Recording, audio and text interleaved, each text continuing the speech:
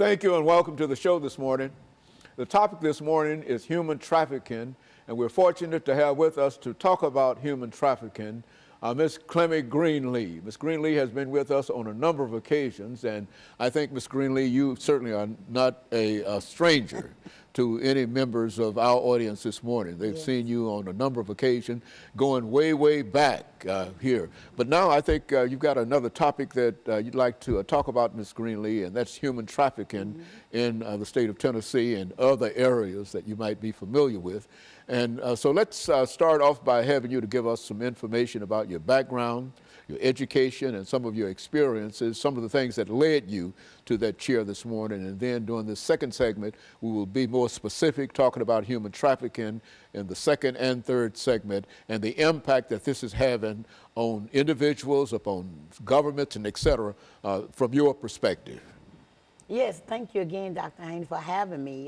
You know, earlier on your shows, I've always talked about my background as being coming up with two alcoholic parents and being a lack of school and education and being put in the hands of abusive men with sexual activities happening to me at the age of 5. And so that led into sex trafficking for me. And I started talking to you guys about youth violence because of the death of my own son. And I really hardly never talk about that part of my life. And recently, that part of my book has opened back up. And I've always said there's no shame in my game. I've already been spoken plainly enough to tell people who I am. And once I saw the background of sex trafficking that's really happening here in Tennessee with our little girls and some little boys, then I asked my God to give me permission to come and talk about the other part of my life. And that's exactly why I'm here now, to tell people that not only am I not ashamed to talk about the drug addiction, the prostitution, and the lifestyle that I lived, but I want to talk about how that got started.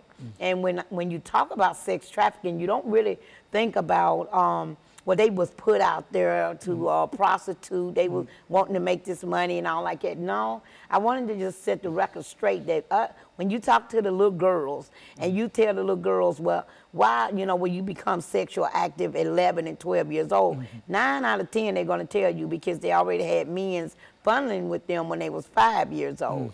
So when I got funneled with at 5 years old, it automatically took me not into a traumatized situation, but it also took me in the fear of minions.